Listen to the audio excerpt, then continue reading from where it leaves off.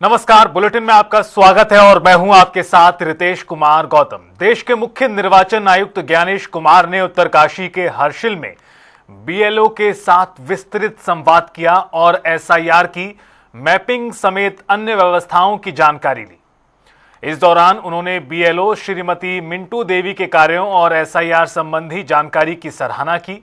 इसके बाद मुख्य निर्वाचन आयुक्त गंगोत्री धाम के लिए रवाना हुए, जहां उन्होंने विशेष पूजा अर्चना की। अपने दौरे के दौरान वो अधिकारियों के साथ एसआईआर को लेकर समीक्षा बैठक भी करेंगे और चुनावी तैयारियों का जायजा लेंगे।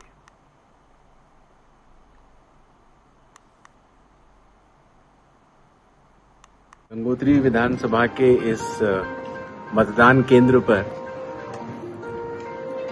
आने के बाद हमने यहाँ की बीएलओ मिंटू देवी जी के साथ चर्चा की और हमें जानकर इतनी खुशी हुई कि जो स्मार्टफोन पर जो बीएलओ ऐप का इस्तेमाल करते हुए एसआईआर का काम कर रही हैं और एब्सेंट, शिफ्टेड, डेड, डुप्लीकेट और फॉरेनर्स, इन 5 लोगों के नाम हटाते हुए और जो लोग 18 साल के हो गए हैं, जिन लोगों का नाम मतदाता सूची में नहीं है, उनका नाम जोड़ते हुए मतदाता सूची के शुद्धिकरण का काम कर रही है। ऐसे बीएलओज को चुनाव आयोग सैल्यूट करता है और ये भी आशा करता है कि इनसे प्रेरणा लेते हुए इस देश के सारे बीएलओज भी इतनी ही सक्षमता के साथ कार्य करेंगे। जय भारत, जय हिंद। कांग्रेस प्रवक्ता गरिमा दसोनी ने बीजेपी द्वारा 38,000 कार्यकर्ताओं को प्रशिक्षण देने के दावे पर सवाल उठाए और कहा कि क्या इन कार्यकर्ताओं को महंगाई, बेरोजगारी, पलायन, भ्रष्टाचार और महिलाओं की सुरक्षा जैसे मुद्दों पर जवाब देने की ट्रेनिंग दी गई है। गरिमा दसोनी ने आरोप लगाया कि उत्तराखंड का युवा नौकरी के लिए भटक रहा है और भर्ती परीक्षाओं में पेपर लीक से लाखों युवाओं के सपने टूट जा रहे हैं। उन्होंने कहा कि किसान मौसम और बढ़ती लागत से परेशान है, व्यापारी मंदी और महंगाई की मार झेल रहा है।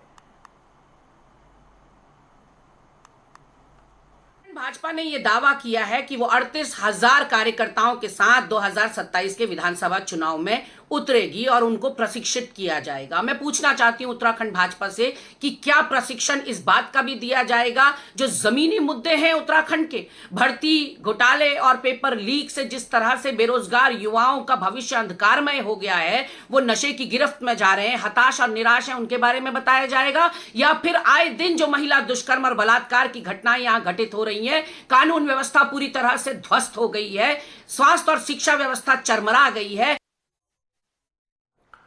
उत्तराखंड के पूर्व सीएम भुवन चंद्र खंडूरी के निधन के बाद राजनीतिक जगत में शोक की लहर है और इस बीच उत्तराखंड के पूर्व कैबिनेट मंत्री हरक सिंह रावत ने बड़ा बयान दिया। उन्होंने कहा कि खंडूरी को राजनीति में लाने का काम उन्होंने किया था। उन्होंने बताया कि जब वो पौड़ी बीजेपी जिलाध्यक्ष थे, तब पार्टी को सेना से जुड़े एक मजबूत उम्मीदवार की तलाश थी। इसी दौरान उन्होंने खंडूरी जी को खोजकर राजनीति में आने के लिए प्रेरित किया।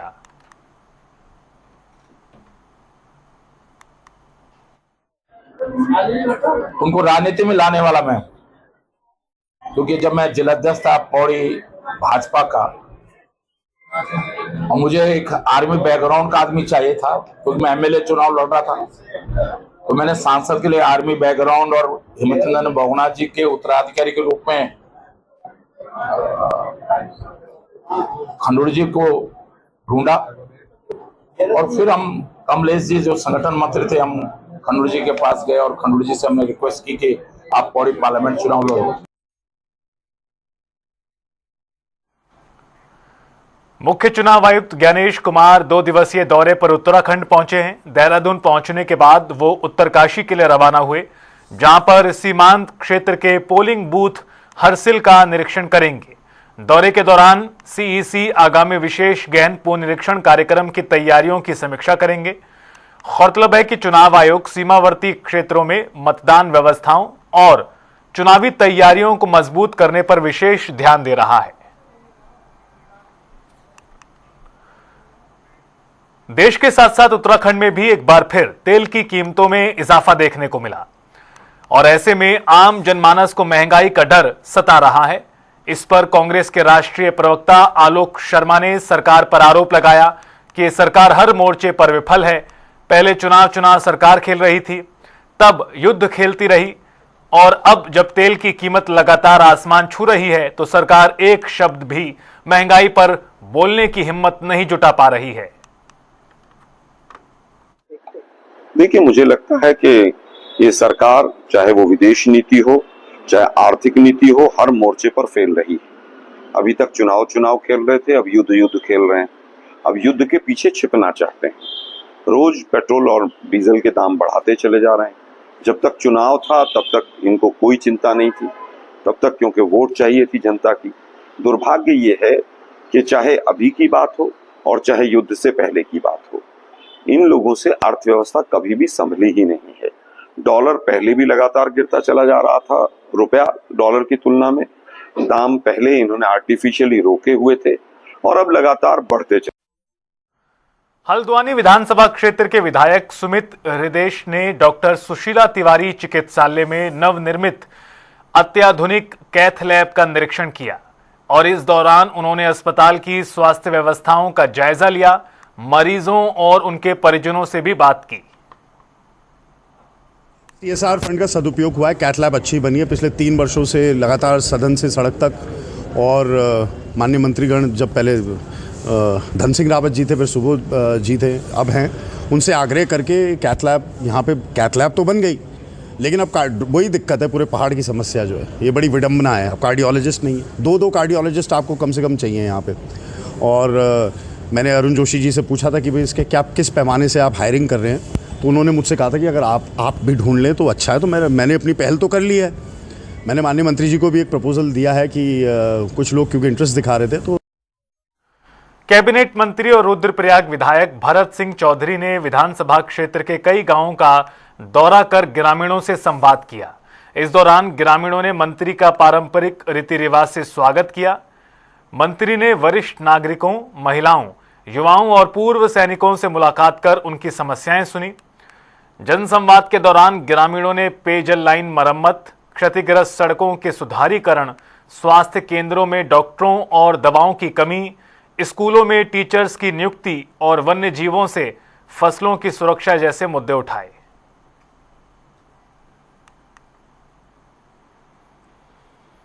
चारधाम यात्रा और गंगा दशहरा स्नान पर्व को लेकर हरिद्वार में सुरक्षा व्यवस्था कड़ी कर दी गई है। एसएसपी के निर्देश पर पुलिस, डॉग स्क्वाड और बम निरोधक दस्ते अलर्ट मोड में नजर आए। ऋषिकुल स्थित चारधाम यात्रा रजिस्ट्रेशन सेंटर, रेलवे स्टेशन, बस अड्डों पर विशेष चेकिंग अभियान चलाया गया। भीड़ भाड़ वाले इलाकों, यात्रा मार्गों और सार्वजनिक स्थलों पर संदिग्ध वस्तुओं की जांच पड़ताल की गई।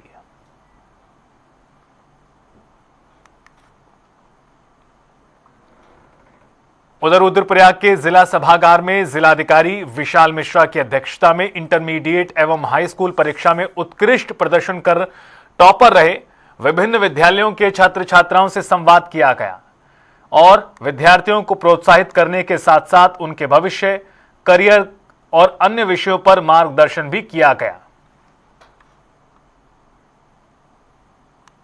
मैं children academy intermediate college Agastyamuni का एक स्टूडेंट हूँ और आज मैं जो मेरिट लिस्ट के जो स्टूडेंट्स थे रुद्रप्रयाग डिस्ट्रिक्ट के, उनका जो एक प्रोग्राम डीएम सर ने ऑर्गेनाइज कराया था, उसको अटेंड करने डीएम सर के ऑफिस में आया था। And today I have learned very important things about my career from the DM of our district. और हमने यहाँ आके बहुत कुछ सीखा, डीएम सर से बहुत अच्छा इंटरेक्शन। जैसे कि मैं उत्तराखंड में मेरा 24th रैंक आया है और मैंने 92.8% मैंने प्राप्त की हैं। तो आज हम यहाँ जिला कलेक्ट्रेट में हम आए थे, तो हम डीएम सर से हम मिले।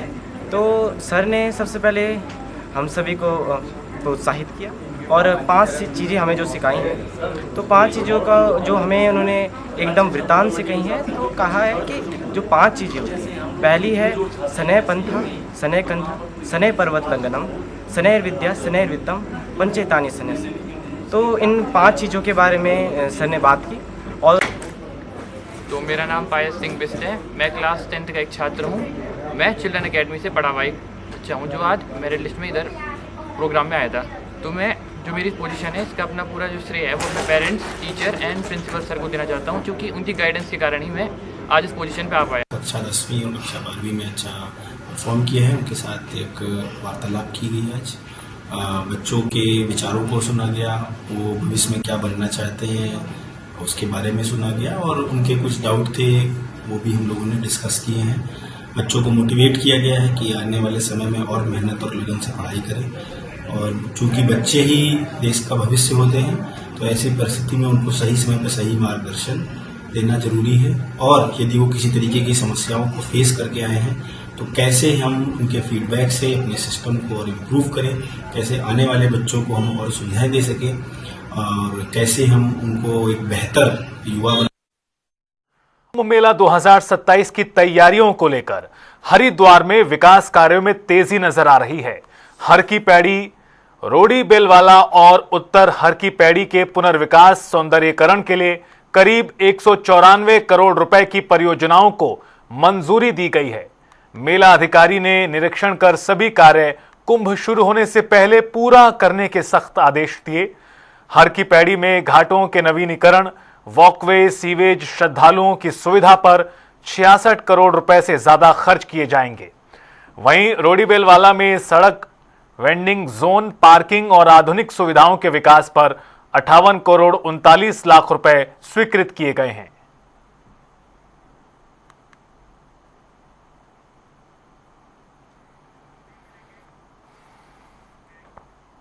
ब्लॉक कैंपस में बन रही दीदी की लाइब्रेरी का निर्माण कार्य अंतिम चरण में है। ब्लॉक प्रमुख सरिता राणा, सांसद प्रतिनिधि रविंद्र सिंह राणा और ज्येष्ठ उप प्रमुख भागीरथी राणा ने निर्माणाधीन लाइब्रेरी का निरीक्षण किया और उन्होंने विभिन्न कक्षाओं, प्रतियोगियों और परीक्षाओं संबंधित उपलब्ध पुस्तकों की जानकारी ली। अधिकारियों के अनुसार हाईटेक लाइब्रेरी में करीब 50 विद्यार्थियों के बैठने की क्षमता होगी। लाइब्रेरी को आधुनिक और आकर्षक स्वरूप देने का कार्य तेजी के साथ जारी है।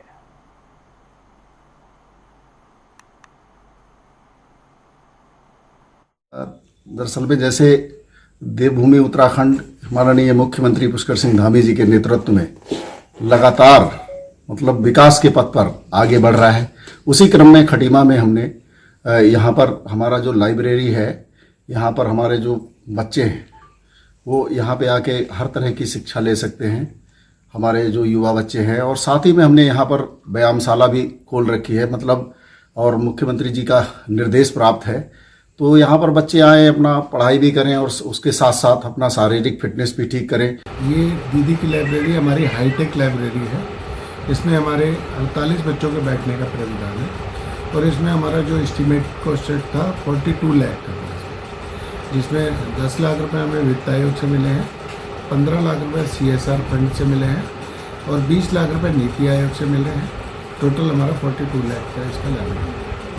सर UPSC, IAS या जो लोकल हमारे एग्ज़ाम होते हैं उनके लिए उत्तराखंड सरकार की जो भी कोचिंग होगी उसके लिए ये लाइब्रेरी का। हरिद्वार के ज्वालापुर में गंग नहर में नॉनवेज सामग्री ले जाने के मामले में पुलिस ने अज्ञात युवकों के खिलाफ मुकदमा दर्ज किया है। हिंदूवादी संगठन की शिकायत के आधार पर ज्वालापुर कोतवाली में केस दर्ज कर जांच शुरू की गई है। जानकारी के अनुसार 3 दिन पहले दुर्गा चौक के पास गंग नहर पुल पर कुछ लोगों ने 2 युवकों पर चिकन बिरयानी गंग नहर में फेंकने के आरोप लगाए थे, जिसके बाद मौके पर हंगामा भी हुआ। और उत्तराखंड के झबरेड़ा विधानसभा क्षेत्र के झबरेड़ी कला गांव में आयोजित सरकारी शिविर उस समय हंगामे में बदल गया जब राज्य मंत्री देशराज कर्णवाल और भीम आर्मी समर्थक युवक के बीच विवाद हो गया। बताया जा रहा है कि डॉक्टर भीमराव अंबेडकर समाज कल्याण बहुउद्देशीय शिविर के दौरान सौरभ नाम का युवक तेज आवाज में भीम आर्मी के गाने बजा रहा था। राज्य मंत्री द्वारा आवाज कम करने की बात कहने पर मामला गर्मा गया। देखते ही देखते दोनों पक्ष आमने सामने आ गए और कहासुनी मारपीट में तब्दील हो गई। सूचना मिलते ही पुलिस मौके पर पहुंची और दोनों पक्षों को अलग अलग कर स्थिति को कंट्रोल किया।